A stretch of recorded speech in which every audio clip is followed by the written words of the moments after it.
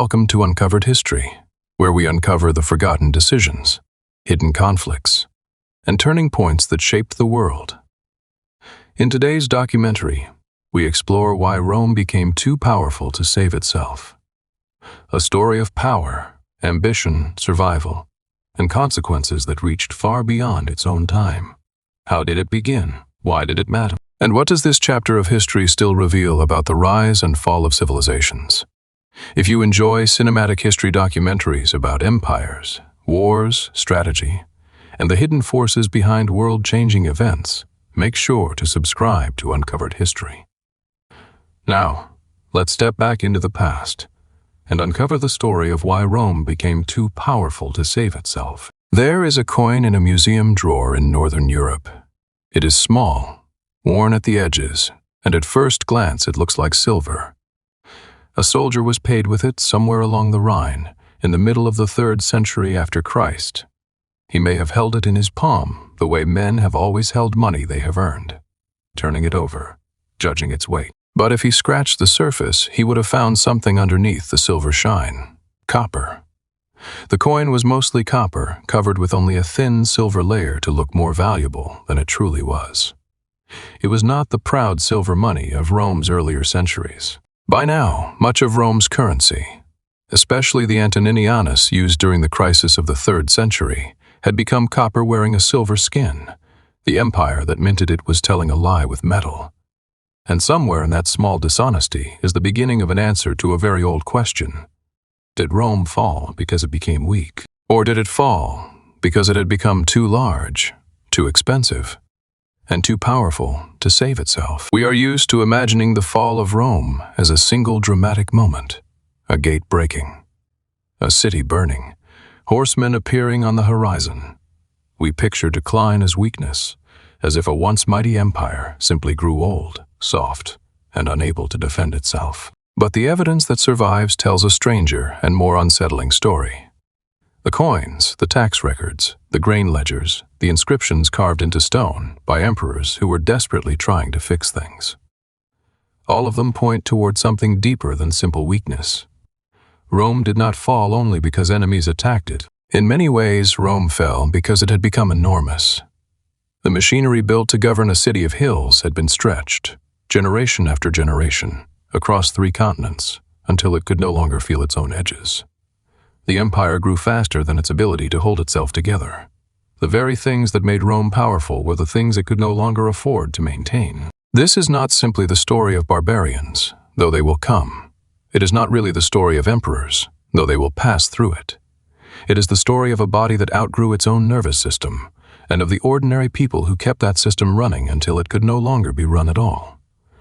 To understand what failed, we first have to understand what was built. And to do that, we have to go back to a Rome that was still climbing. In the 1st and 2nd centuries after Christ, the Roman Empire was arguably the most sophisticated political organism the Western world had ever produced. It stretched from the rain-soaked frontier forts of northern Britain to the deserts of Egypt and Syria, from the Atlantic coast of Spain to the banks of the Euphrates.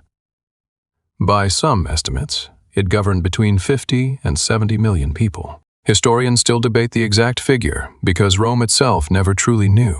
But whatever the precise number was, the scale was staggering. What held this vast space together was not magic, and it was not simply the legions. It was infrastructure. It was a system. Consider the roads. Tens of thousands of miles of them, surveyed and built with a precision that allowed messages, soldiers, merchants, and officials to move across enormous distances faster than almost any society before it. Consider the harbors, dredged and walled and fitted with lighthouses. Consider the aqueducts that carried water across valleys on stone arches. Consider the granaries the size of cathedrals. Consider the standardized coinage, which meant a merchant in Gaul and a merchant in Asia Minor could trade using the same Roman money and trust, more or less, that it meant the same thing. Consider the law, written down, copied, applied, imperfectly, often brutally, but applied across an astonishing range of languages, peoples, and landscapes. None of this was free. All of it had to be paid for. All of it had to be maintained. All of it had to be supplied and staffed. And here is the first quiet truth that the surviving evidence makes clear. An empire is not a thing you build and then own. It is a thing you must keep paying for, every single year, forever. The Romans built a machine of breathtaking scale. What they could not do, what perhaps no one could have done with the tools available, was guarantee the fuel to keep it running across the centuries. To understand the machine, we should go to one single point inside it, so that the scale becomes human. Imagine the harbor at Ostia, near the mouth of the river Tiber, in the early 2nd century. This is the throat through which Rome breathes. The city of Rome itself had grown to perhaps 1 million people, possibly more. A scale few European cities would approach again for many centuries. 1 million people cannot be fed by the farms around them. And so every year, in a rhythm as regular as the seasons, grain fleets arrived from Egypt and North Africa. Their holds heavy with wheat grown by farmers who would never see the city it fed. Stand on the docks at Ostia and watch a man at work. He is a measurer of grain, a member of a guild, and his job is to verify the quantity unloaded from the ships. He has a wooden measure, standardized by law, and he uses a flat stick to level off the grain at the rim, so that no one is cheated and no one cheats. His work is repetitive, ordinary, and almost invisible. But it is utterly essential. If men like him stop showing up, if their measures are no longer trusted, if the ships do not arrive on schedule, then within weeks, the largest city in the Roman world begins to starve. The grain supply of Rome, the Annona, was not only a story of imperial glory, it was a story of staggering vulnerability. A vast city lived at the far end of a supply line that crossed the sea. The empire's greatest city was also one of its most fragile organs. This is the pattern we will see again and again. Rome's strength and Rome's weakness were often the same thing, viewed from different angles. The grain dole that fed the capital and kept it quiet was also a permanent dependency that could be severed. The roads that moved armies quickly also moved disease, refugees, and eventually invaders. The standardized coinage that lubricated trade was also a promise the state could break, and one day it would, for a long time. The system worked. It worked because the empire was still expanding, or had only recently stopped expanding. Conquest brought in plunder. It brought slaves. It brought land. It brought tax revenue from new provinces. A growing empire can pay for itself with growth, but growth has an end. By the 2nd century, under the emperors we now call the 5 good emperors, Rome had essentially reached the limits of where it could profitably expand. The frontiers more or less froze, and a frozen frontier changes the entire arithmetic of empire. When you stop conquering, you stop receiving the windfall of conquest. But your costs do not stop. The armies on the frontier still need paying. The roads still need repairing. The bureaucracy still needs salaries. The city of Rome still needs its grain. An empire that has stopped growing must now pay for itself out of ordinary, recurring taxation, out of the patient labor of farmers, craftsmen, and merchants, year after year, with no great jackpot of plunder to cover the gap. And the machine Rome had built was a very expensive machine to run. For a while, the surplus accumulated in earlier generations cushioned the problem. But beneath the marble surface, the math was tightening. And then, in the 3rd century after Christ, almost everything that could go wrong began to go wrong at once. Historians sometimes call this period the crisis of the 3rd century, and the name almost undersells it. Over roughly 50 years from the 230s to the 280s, the empire came closer to total dissolution than at any point before its final Western collapse. The causes tangled together until cause and effect became almost impossible to separate. There were invasions across the Rhine and the Danube as Germanic confederations grew stronger and bolder. There was a resurgent Persian Empire to the east. In the year 260, that Persian Empire did something previously unthinkable. It captured a Roman emperor, Valerian, alive on the battlefield. There was plague, possibly more than one wave, sweeping through cities and armies and emptying farmland of the people who worked it. And there was civil war, again and again and again. In one 50-year stretch, Rome had more than 20 emperors who held legitimate claim, and many more who claimed the throne and failed. The average reign could be measured in months. The pattern became horribly simple. A general on one frontier would be proclaimed emperor by his troops. He would march toward the capital, and by doing so, he would strip soldiers away from the border he was supposed to defend, leaving a gap through which the next invasion could pour. Each grab for power weakened, the thing being fought over. But the deepest wound of the 3rd century was not only military, it was financial. And it brings us back to that small copper coin, with its thin wash of silver. When the empire ran out of money, and it did, repeatedly, it reached for one of the oldest tricks a state has ever used. It debased the coinage. The denarius of earlier centuries had once been a proud silver coin. But by the 3rd century, Rome's monetary system had changed, and the Antoninianus became one of the key coins of a desperate age. Emperor after desperate emperor reduced the silver content, mixing in more and more base metal while trying to preserve the appearance of value. By the latter part of the century, some coins were hardly silver at all. They were copper coins wearing a costume. We can measure this. This is not legend. It is not moralizing. The evidence is in the metal itself. Modern analysis of surviving coins allows historians to track the silver content falling decade by decade, almost like a fever chart. And the consequence was exactly what we would expect. People are not fools. Soldiers paid in debased coins, merchants handed thin silver, farmers asked to sell grain for money that was visibly worth less than last year's.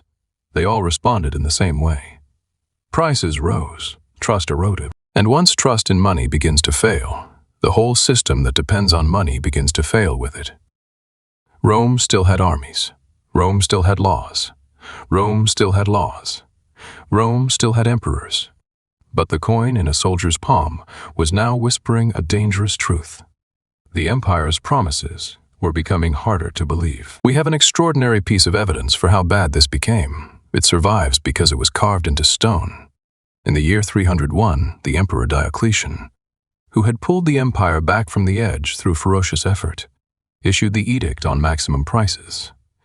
It was an attempt to freeze prices across the empire by law. The edict listed the maximum legal price for hundreds of goods and services: wheat, wine, clothing, transport, wages, and even animals for the arena.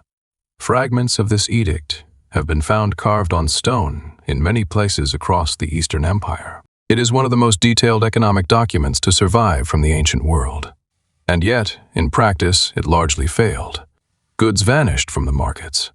People stopped selling rather than sell at a loss, or sold in secret at the real price. You cannot command an economy back into health by carving a wish into stone. The edict is, in the end, a monument to the limits of imperial power. Here was a state that could move armies across continents. It could build aqueducts that still stand today. It could organize roads, taxes, laws, fleets, and fortresses. But it could not make a loaf of bread cost what it wished it cost. The edict was carved in stone precisely because the power behind it was becoming uncertain. The empire still looked immense. But beneath the surface, trust was thinning, like silver washed over copper. Step back from the coins and the edicts for a moment. Think about what all this meant for an ordinary person, for the people who actually were the empire, in the sense that they grew its food, paid its taxes, and filled its armies. Picture a farming family somewhere in Gaul, in what is now France, in the late 3rd or early 4th century. They work a modest piece of land. They owe taxes. And as the state's needs grew and its money failed, those taxes were increasingly demanded not only in coin, but in kind, actual sacks of grain, animals, goods, and services. The state no longer fully trusted its own currency to be worth anything. Imagine the tax collector arriving. He is not a villain in a simple story. He is a man doing a job he probably resents, under quotas he cannot reduce, backed by a system that may punish him brutally if he comes up short. The empire had begun, in this period, to bind many occupations more tightly by law. If your father was a baker, you could be forced to remain connected to that duty. If your family farmed land, leaving that land became harder and harder. If your family served in the local town council responsible for tax collection, that obligation could become a ruinous inheritance. The empire was so desperate to keep its machines staffed and its revenues flowing that it began freezing people in place, binding them to their roles, turning a society of citizens slowly into a society of inherited obligations. This is one of the quiet tragedies in the historical record. The flexibility that had once made Roman society dynamic, the freedman who became wealthy, the provincial who rose to high office, the soldier who earned citizenship and land, was slowly being restricted in the name of survival. To save the system, Rome began to cage its own people inside it. And here we should be careful. This is where it is easy to slip into the comfortable story of decadence, the idea that Rome fell because it grew soft, lazy, or immoral. That moralizing tale is very old. Romans themselves told versions of it about their own ancestors, but the evidence points somewhere less dramatic and more relentless. The people of the late empire were not simply weaker than their ancestors. They were trapped in a structure that demanded more and more from them while offering less and less protection in return. The problem was not the character of the people. The problem was the arithmetic of the machine. It would be a kind of lie to say that Rome simply gave up. It did not. The 3rd century crisis was followed by one of the most remarkable recoveries in political history, and we should sit with it, because it reveals the true nature of the problem. The Emperor Diocletian, who rose to power in 284, looked at an empire that had nearly torn itself apart and concluded, correctly, that it had grown too large for one man to rule and one center to control. His solution was radical. He divided imperial administration among multiple rulers, senior and junior emperors in East and West, so that there would always be an emperor near a threatened frontier, able to respond before a crisis became a catastrophe. He reorganized the provinces into smaller units. He multiplied the number of administrators. He reformed the army. He reformed the tax system. He tried to restore the coinage. He built, in effect, a bigger machine to manage the machine. It worked, in the narrow sense that the empire survived and stabilized, but look closely at what the solution actually was. To govern a system that had grown too complex, Diocletian added more complexity, more officials, more layers, more bureaucracy, a larger and more structured military system. And every new official, every new soldier, every new administrative layer was another permanent cost. The tax base had to support. There is a haunting logic here. The cure for an overextended state was a larger state, which had to be paid for by squeezing the same farmers and craftsmen harder than before. Diocletian did not truly solve the underlying problem. He bought time by making the burden heavier. He pressed down harder on the very people whose labor the whole thing rested upon. We can see this expansion of administration in the documents that survive. There is a remarkable late Roman text called the Notitia Dignitatum, a kind of register of offices and dignities across the empire. It lists military commands, administrative positions, and even the insignia that went with them. When historians read it, they are reading something like the organizational chart of a colossus, page after page of commands and titles, a bureaucracy of dizzying reach. It is the portrait of a state straining to keep track of itself, and a state that needs that many officials to function is a state with a very high cost of simply existing. So the 4th century opened with Rome stabilized but strained. It was like a man who had survived a heart attack only by adopting a regimen so demanding that it exhausted him. The empire was now, in practice if not always in name, run as 2 great halves, East and West, each with its own court, commanders, and administrative center. For a while, this division was a strength. It put decision-making closer to the problems. But it also meant more courts, more officials, more military structures, and more permanent cost. And when hard choices came, the 2 halves would not always sacrifice equally for each other. Those hard choices were coming, and they were driven by forces far beyond the frontier. In the late 4th century, the world beyond the empire's borders began to move. The deep causes are debated, and we should be honest about that uncertainty. Historians point to a combination of pressures, possibly including climate shifts, political instability, and the movement of nomadic peoples from the east. Above all, the arrival of the Huns. As the Huns pushed westward across the grasslands, they displaced other peoples. Those peoples, in turn, were pushed up against the Roman frontier. At first, this was not simply an invasion. It was also a desperate migration. Entire communities of Goths, Warriors, families, children, elders moved toward the Roman border, fleeing danger behind them and seeking refuge inside the empire's territory. In the year 376, a large group of Goths arrived at the Danube and asked to be allowed into the empire. They were not asking to conquer Rome, they were asking for sanctuary. They wanted land to settle and were willing to offer service in return. And here the empire faced exactly the kind of test that its strained systems were least able to pass. Settling and feeding a large body of refugees required organization, food, discipline, and good faith. The historical sources, above all the account of Ammianus Marcellinus, describe what happened instead. Roman officials, corrupt and cruel and perhaps simply overwhelmed, exploited the refugees mercilessly. The Goths, starving, were reportedly reduced to selling their own children into slavery in exchange for food. Some accounts even say the food they received was dog meat. The system that should have absorbed and integrated these people instead robbed and humiliated them. We should pause on that detail of the children. It is the kind of thing grand narratives of empire often leave out. Behind the word migration are mothers and fathers making the most desperate decision a parent can make, trading a child for a meal on the muddy bank of a river, at the edge of a state that called itself civilized. This was not only a moral catastrophe, it was a strategic one. Because people treated this way do not stay grateful. They do not stay quiet.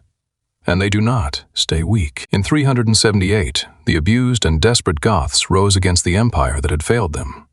At the Battle of Adrianople, in the Balkans, they met the Eastern Roman army led by the Emperor Valens himself. The result was a disaster on a scale Rome had not suffered in centuries. The Roman army was shattered, the emperor was killed. His body was never certainly recovered. Ammianus, looking back, compared it to the worst defeats in Roman history. Adrianople did not end the empire, but it cracked something. After it, the Goths were never truly expelled or destroyed. They remained inside the empire's borders as an armed people. The Romans could neither fully defeat nor fully absorb.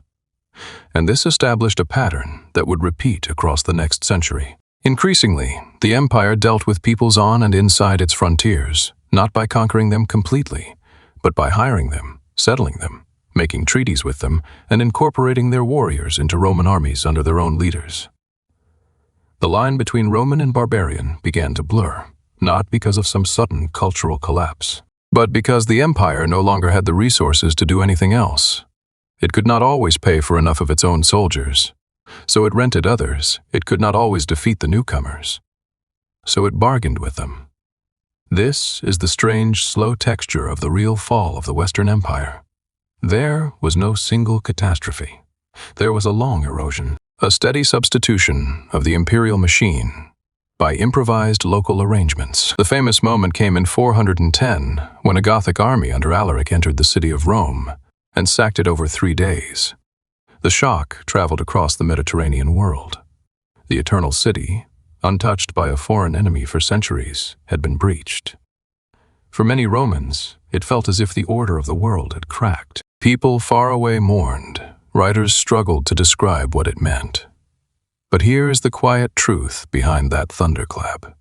By 410, the city of Rome was no longer even the effective capital of the Western Empire. The administration had moved to the more defensible city of Ravenna, protected by marshes and harder to attack. Rome, the city, was still a symbol. Vast, ancient, sacred to Roman memory, but it was no longer where real imperial power sat. The sack was a wound to the soul of the Roman world. But it was not the single death blow to the Roman state.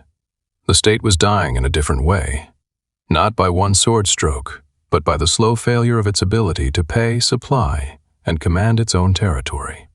Watch the machine come apart, piece by piece, in the 5th century. The Western Empire's tax base shrank as provinces fell out of effective control. As the tax base shrank, the state could afford fewer soldiers and fewer officials. As it could afford fewer soldiers, it relied more on bargained for barbarian troops and lost more territory. As it lost more territory, the tax base shrank further. It was a downward spiral.